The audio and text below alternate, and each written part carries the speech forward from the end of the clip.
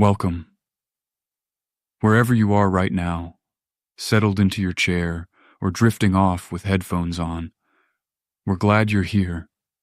Tonight, we're going back. Not to a particular year exactly, but to a particular feeling. The feeling of looking down at your wrist and seeing something that didn't belong there. Something small and silver black and precise. Something with tiny buttons arranged in a grid, each one a chiclet of molded plastic, each one a quiet declaration. A watch that was also a calculator. 12 millimeters thick, 50 grams running on a battery the size of your thumbnail, and yet containing in its slim plastic body the whole compressed ambition of a decade that believed, with absolute sincerity, that technology would save you, that knowing was power, that the future lived on your wrist. This is the story of how a small Japanese electronics company put a computer on your arm before anyone agreed that was where it belonged, and how that improbable act of miniaturization became one of the defining cultural totems of the 1980s. Get comfortable. This one takes its time. The year is 1981. The Casio C80 has just arrived in shops across Japan, the United States, and Western Europe. It is not the first calculator watch ever made. Pulsar produced an LED calculator watch in 1975, and there had been other experiments in the years between. But it is, by any reasonable measure, the first one that worked as a consumer product. Small enough to be wearable without embarrassment. Legible enough to be useful. Cheap enough, at around $50, to reach beyond the enthusiast market into the mainstream of professional life. In a world before the personal computer had entered the home, before the mobile phone existed as a concept, before the internet had a shape anyone could point to, the Casio C80 represented something genuinely new.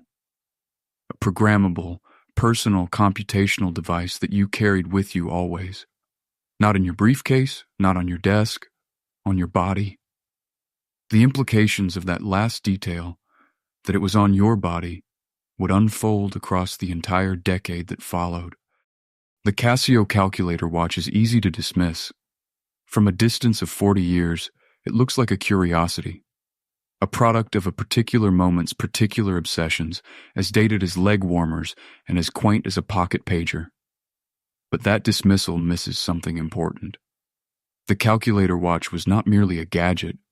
It was a cultural signal, a status object, a philosophical statement, and a piece of engineering that was, in its modest way, as significant as anything that appeared on a desk or in a briefcase during the same decade. It represented the beginning of a shift that would define the next 40 years of technological history. The move from computation as a place you went to computation as a thing you wore. The calculator watch was the first wearable computer to achieve genuine mass adoption. It preceded the smartphone by 20 years and the smartwatch by 30. And it did so not with sophisticated software or wireless connectivity, but with a chiclet keypad, a liquid crystal display, and the quiet, unironic conviction that arithmetic was worth carrying everywhere. To understand what the calculator watch meant in 1981, you first need to understand what computing looked like in 1970. In 1970, a computer was a room. Not a metaphor, a room. A large, climate-controlled space filled with refrigerator-sized metal cabinets, magnetic tape reels the size of dinner plates, and a priesthood of white-coated operators whose job was to mediate between the machine and anyone who wanted to use it. If you needed a calculation done, a payroll run, a statistical analysis, an engineering stress calculation, you filled out a form. You handed the form to a person. That person submitted it to a queue. The queue was processed overnight. The results came back on punched cards or wide format paper 24 hours later. You did not interact with the computer. You petitioned it through intermediaries and waited for its response. This is not an exaggeration. This is simply how computing worked for most of its first 3 decades. And the people who had access to computation, the engineers at aerospace companies, the scientists at research universities, the analysts at investment banks, understood themselves as a special category. People for whom the machine would perform if approached correctly and through the right channels. The shift began slowly, then all at once. The integrated circuit, invented in 1958 and refined through the 1960s, made it possible to compress the function of hundreds of vacuum tubes onto a chip of silicon the size of a fingernail. By the early 1970s, those chips were cheap enough to put in a handheld device. In 1972, Hewlett-Packard released the HP-35, the world's first scientific pocket calculator, at a price of $495. It was expensive, and it was still large by later standards, the size of a thick paperback requiring 2 hands to operate. But it was not a room. It was not a building. It was not something you petitioned through an intermediary. It was something you held in your hands and used directly, immediately, personally. The psychological shift that represented was enormous. For the first time in the history of computation, the relationship between a person and their calculator was private.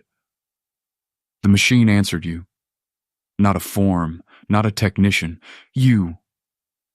The question of where that personal computational power would eventually live, in a pocket, in a briefcase, or on a wrist, was now, at least in principle, open.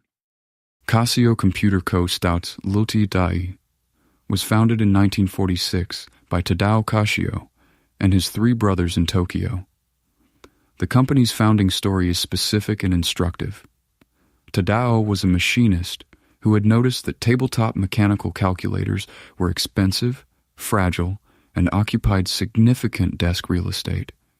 He believed, in the face of considerable skepticism from the established calculator market, that a reliable, affordable, compact calculator was possible. The Casio Model 14A, released in 1957, was one of the world's first all-electric compact calculators. It was still large by later standards and still expensive, but it demonstrated the company's founding obsession, the elimination of unnecessary size. Casio spent the 1960s and 1970s relentlessly pursuing that obsession, shrinking the calculator with each product generation, absorbing the losses that came with pricing products aggressively to build market share, and developing in-house the chip design capabilities that would eventually make the C80 possible. The calculator watch was not a lucky accident. It was the inevitable destination of a company that had spent 30 years asking the same question. How small can this be? The watch industry into which the digital calculator was about to intrude was, in 1975, a world that had barely changed in a century. Swiss mechanical watchmaking, Rolex, Omega, Patek Philippe, was the gold standard of the craft. Movements composed of dozens of hand-finished components, assembled by artisans trained for years in the patience required to work at this scale. A good mechanical watch was not a timekeeping instrument in any narrow sense. It was a piece of portable jewelry, an heirloom, a demonstration of craft. The relationship between a mechanical watch and its wearer was intimate and enduring in a way that no digital device has ever quite replicated. You wound it. You adjusted it.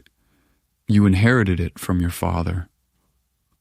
Quartz had arrived in the late 1960s and early 1970s and dealt the mechanical watch industry a serious blow by delivering accurate timekeeping at a fraction of the cost.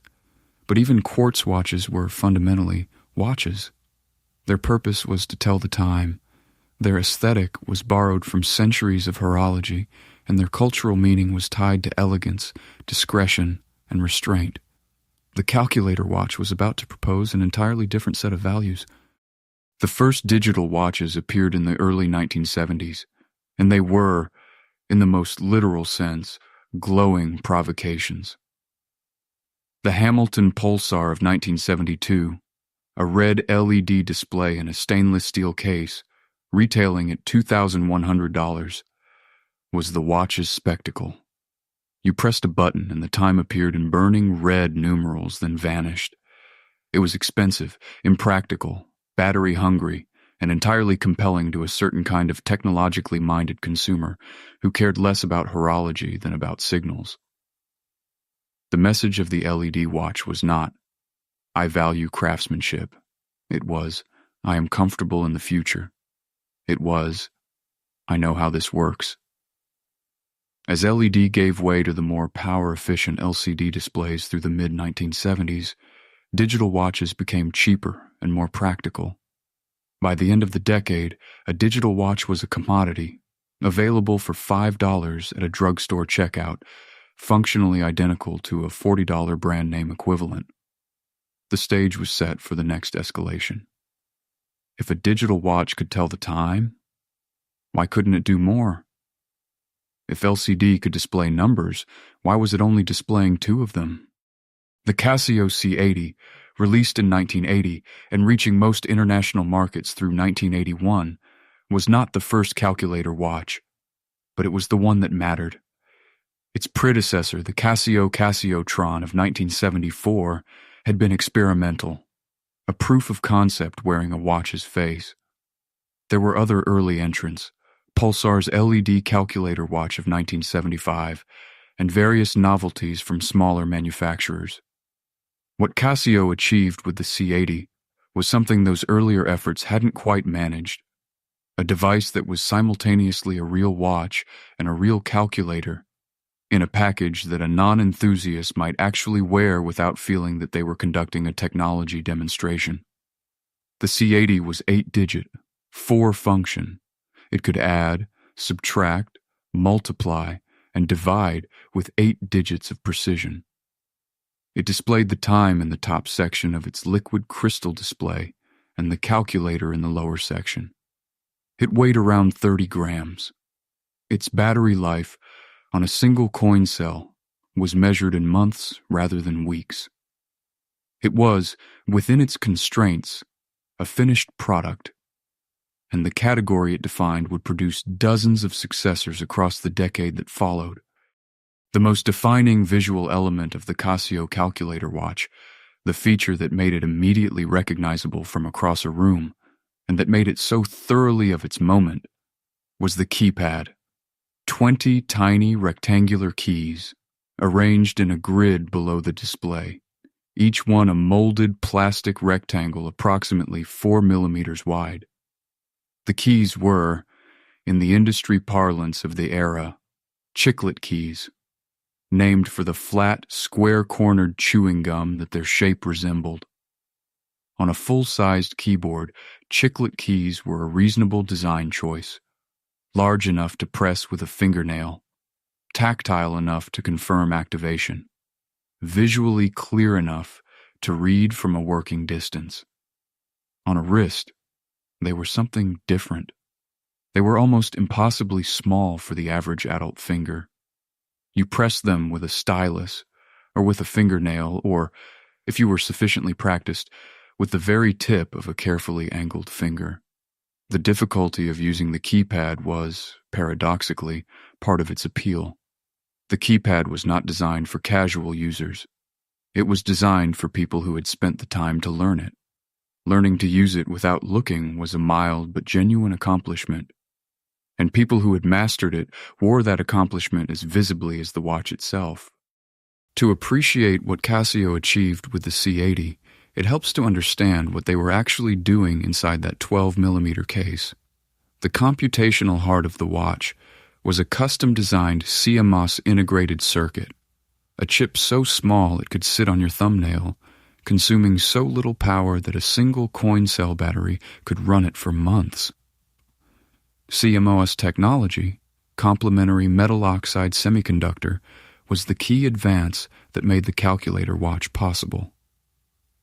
Unlike earlier transistor-transistor logic, CMOS drew essentially no current when its circuits were not switching.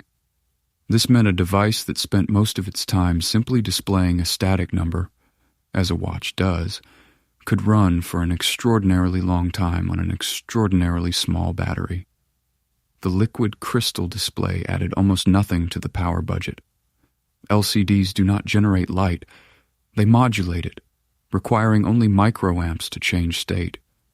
The entire watch, CPU, display, keypad scanning, timekeeping oscillator, ran on less power than a single LED in a previous generation digital watch.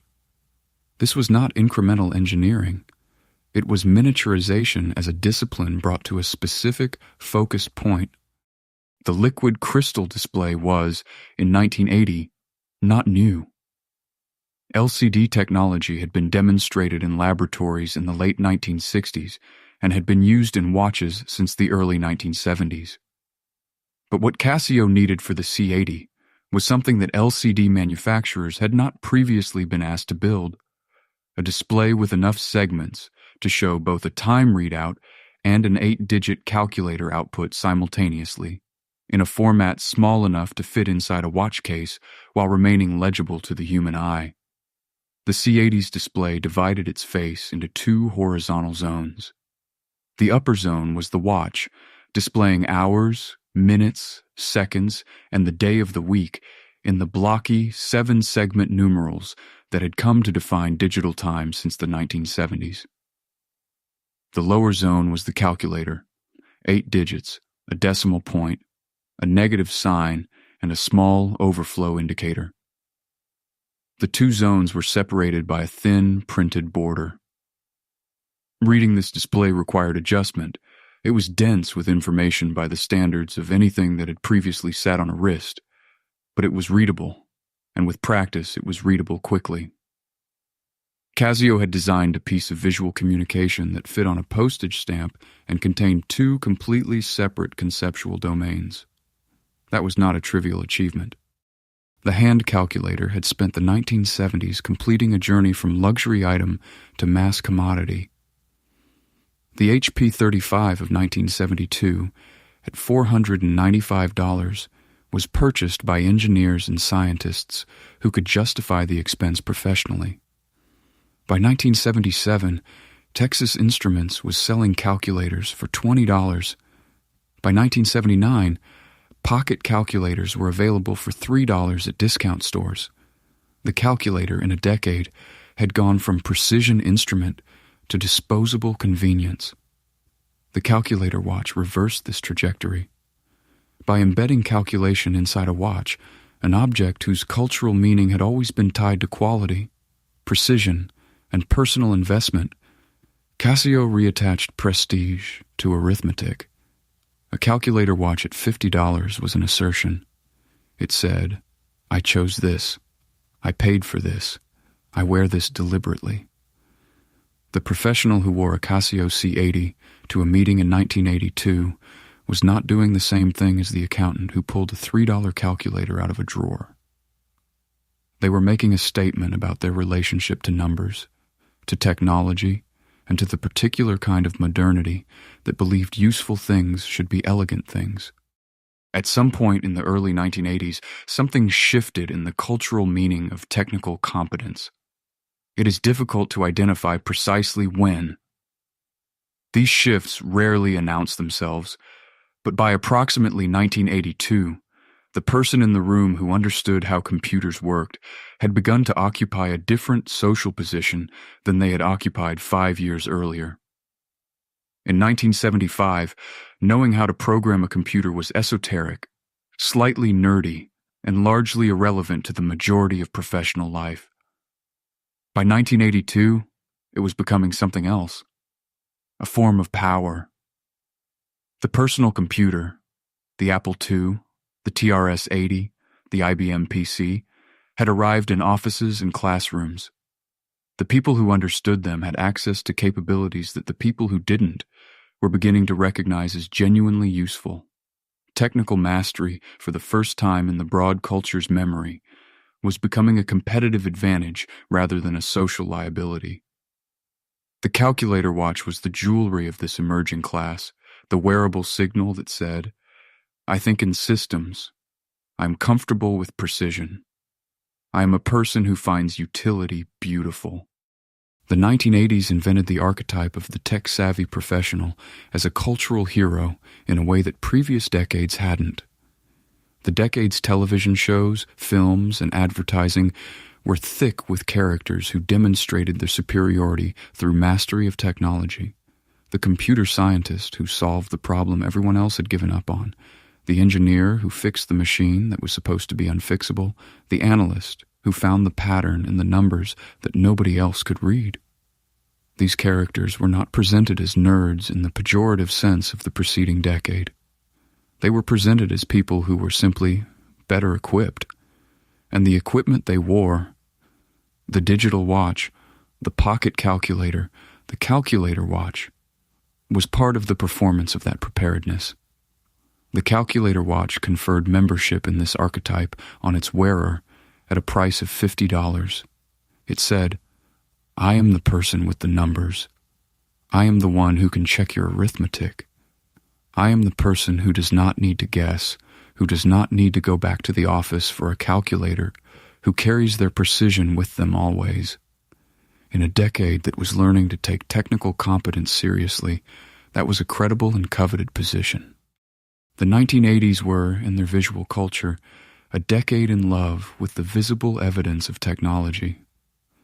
The synthesizer keyboard on stage, with its rows of switches and LCD readouts, the digital wristwatch face that appeared in science fiction films as a shorthand for the future, the circuit board printed on a t-shirt as a fashion statement.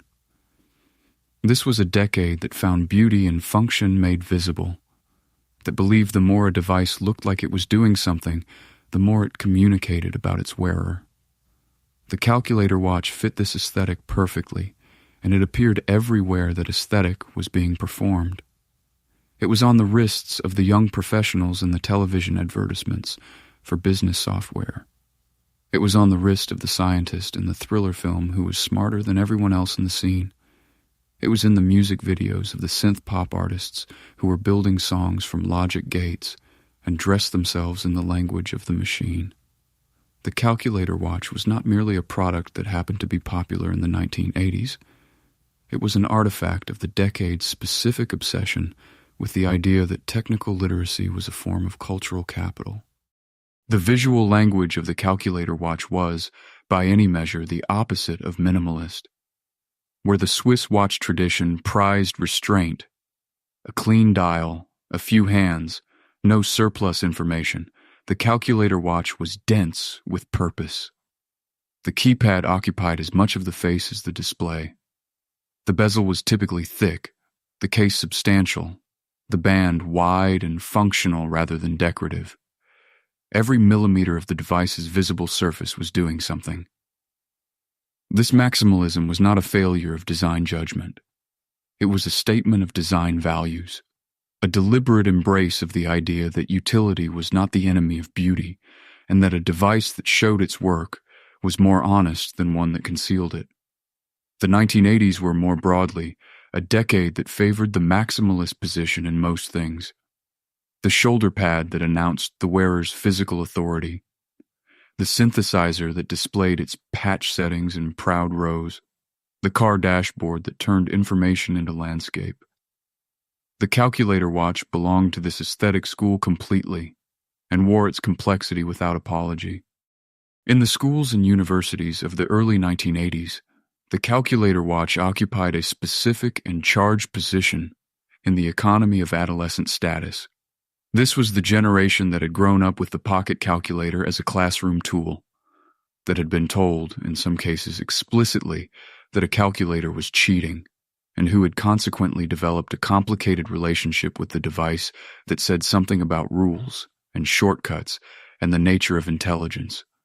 The calculator watch intensified all of this. It was smaller than a pocket calculator, harder to confiscate, easier to deny. It sat on a wrist, under a sleeve, and could be consulted in the few seconds a teacher's attention was elsewhere. It was used in exactly the ways that authority figures feared it would be used, and this fear was itself part of its appeal. More broadly, in the social hierarchy of the secondary school, the calculator watch occupied the unstable middle ground between nerd signifier and genuine cool, a status that varied by school, by year, and by context. In the maths classroom, it was unambiguously desirable. In the canteen, its social valence was more complicated. That instability was part of its interest as a cultural object. In 1983, Casio released the Databank, and the calculator watch became something new. The original C80 had been a calculator that also told the time. The Databank was a personal organizer that also told the time and also did calculations.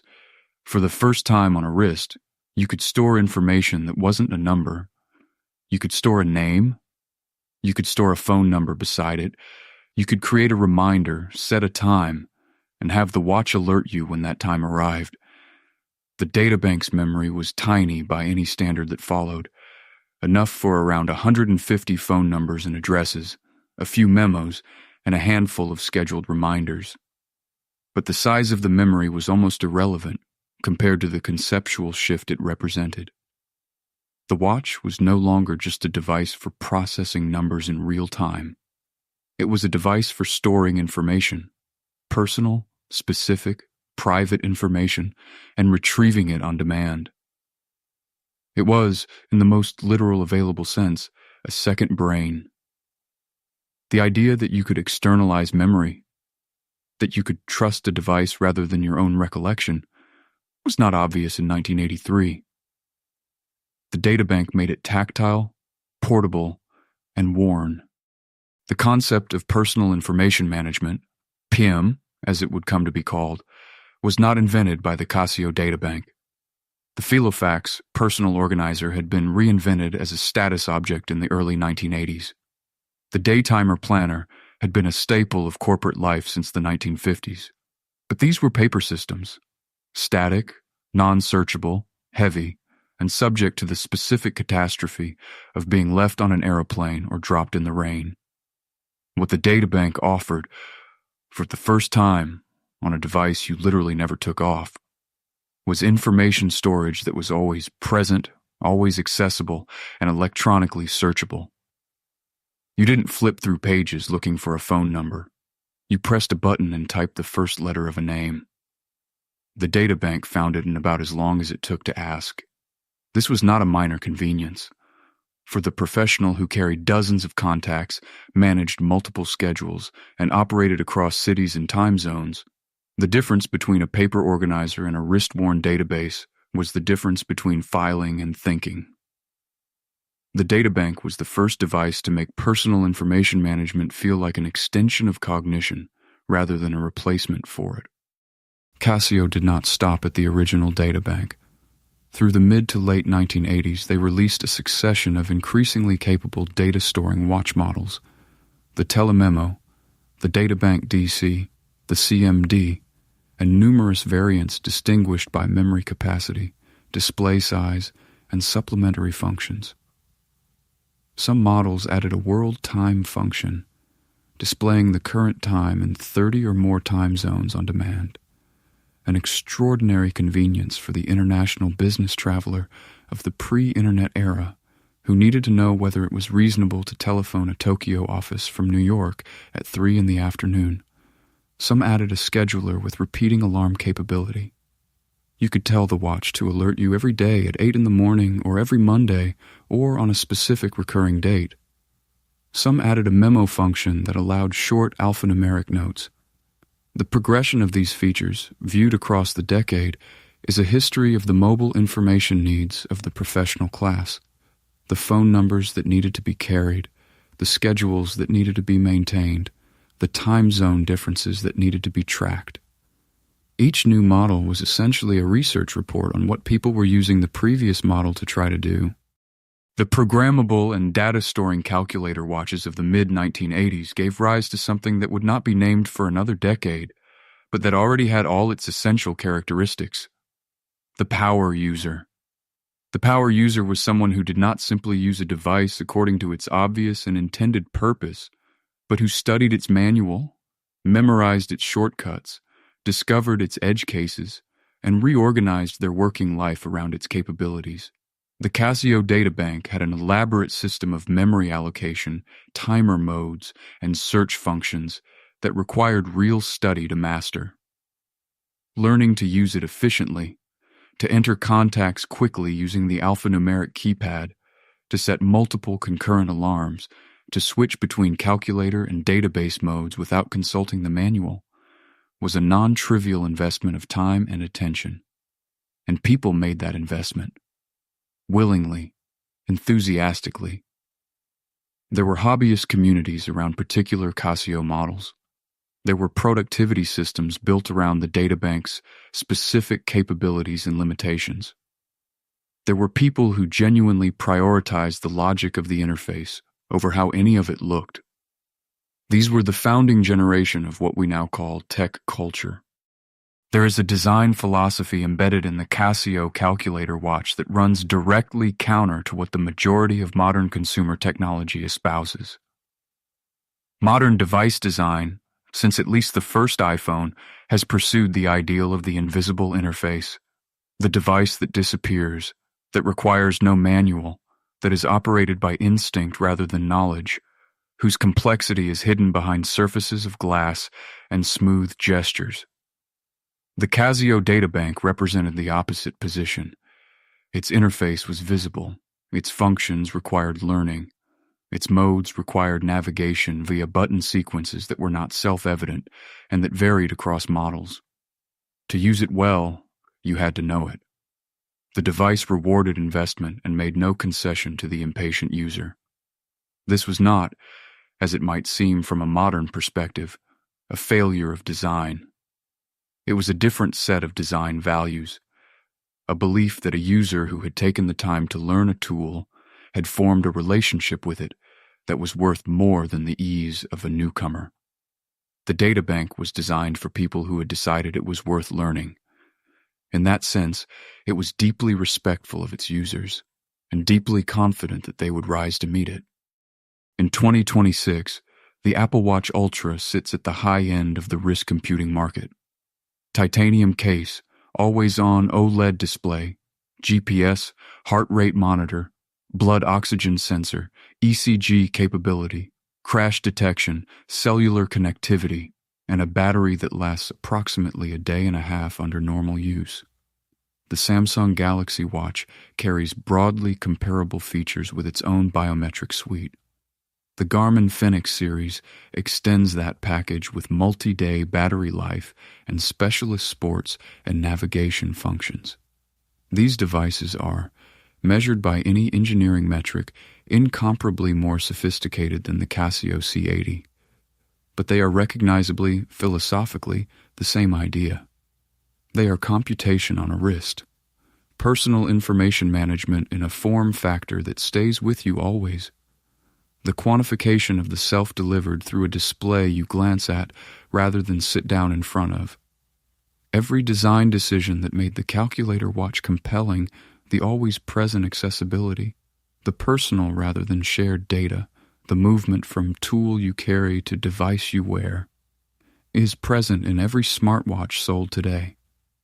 Casio didn't invent wearable computing, but they were the first to prove it had a market. The journey from the Casio C80 to the Apple Watch Ultra is, at one level, a story of function accumulation. The C80 measured nothing about the person wearing it. It only processed numbers the wearer supplied. The smartwatches of 2026 measure almost everything: heart rate continuously, blood oxygen intermittently, skin temperature at intervals, movement constantly through multi-axis accelerometers, sleep patterns across the night, electrical activity from the heart on demand. The wrist has become a sensor platform, a data collection point, a medical device that also tells the time.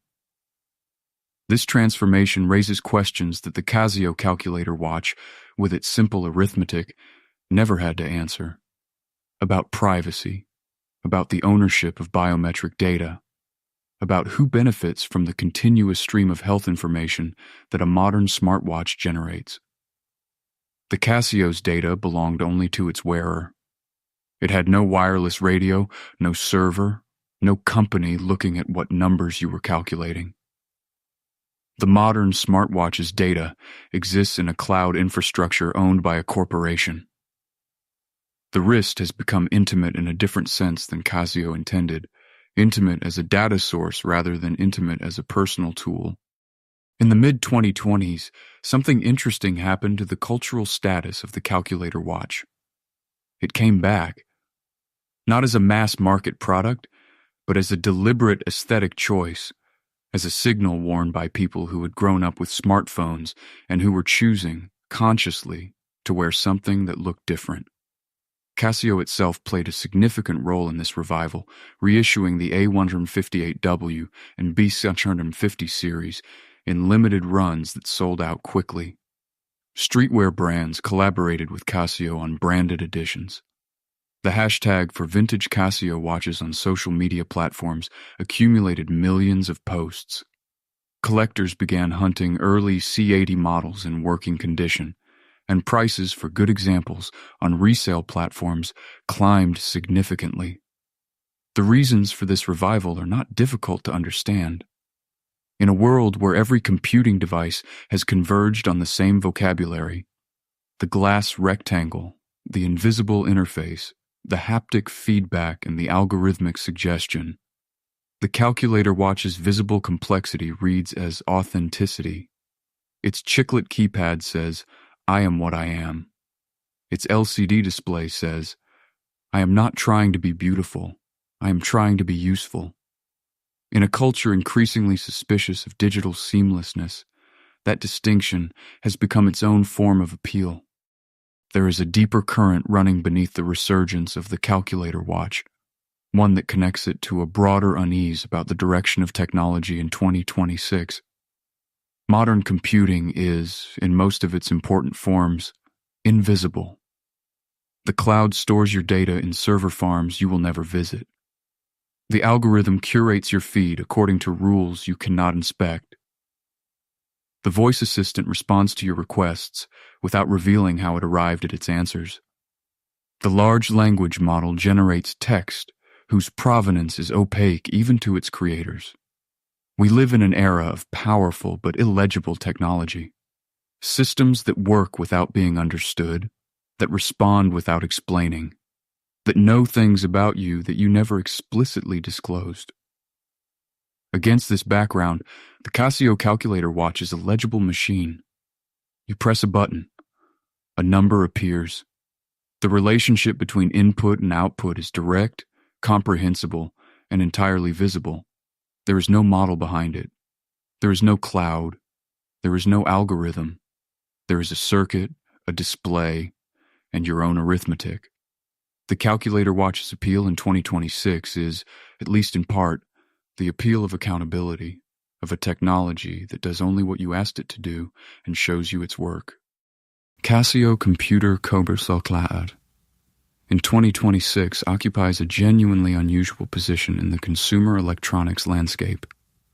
The company that built the first mass-market calculator watch in 1980 is still building watches. The G-Shock line, launched in 1983 as a shock-resistant, water-resistant sports watch that embodied exactly the same philosophy of durability as design that the C80 had applied to precision, is in its fourth decade of continuous production, with new models released regularly and a collector market of significant depth.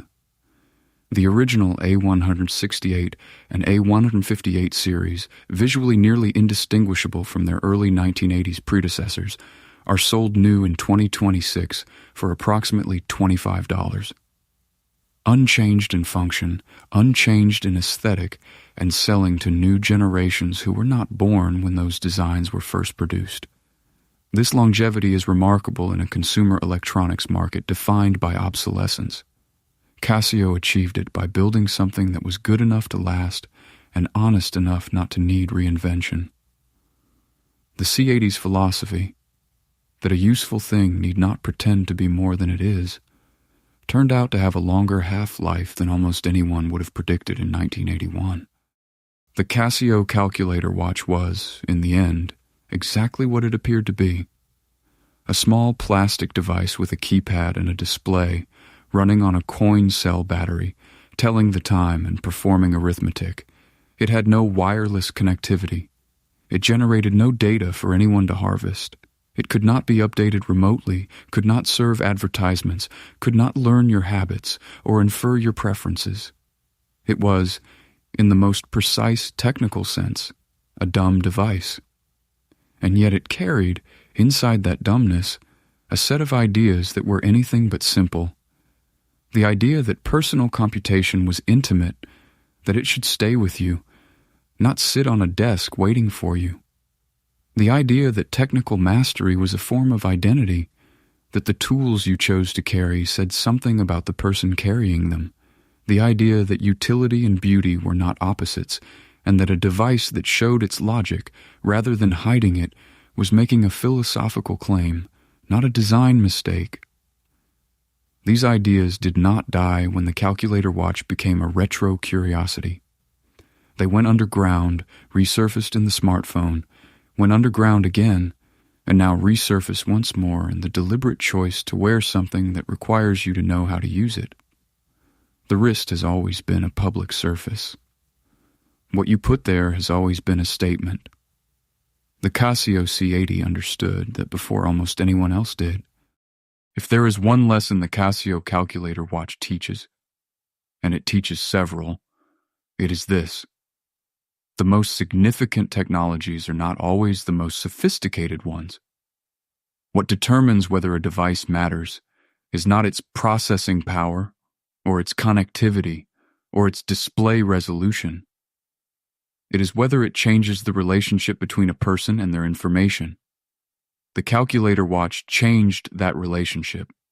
It moved computation from the desk to the wrist, from the office to everywhere, from the shared resource to the personal tool. Every device that has made that same move since, every smartphone, every smartwatch, every wearable fitness tracker, owes something to the moment when Casio's engineers figured out how to fit 4 functions and a keypad into 12 millimeters of plastic and put it on a wrist. The next time someone tells you that technology has to be invisible to be good, that the user interface that disappears is the one that wins, it is worth remembering the Casio C80. It was entirely visible. Every function was labeled, every button was present, and nothing was hidden. And 40 years on, people are still wearing it. Not because they have to, because they want to. Thank you so much for watching. If you made it this far, you're the kind of person we make these videos for.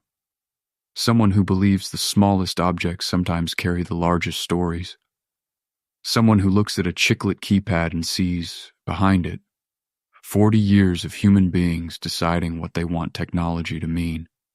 If this deep dive into the Casio calculator watch and its place in the history of computing resonated with you, please consider subscribing and sharing it with anyone who appreciates the weirder, quieter corners of technological history.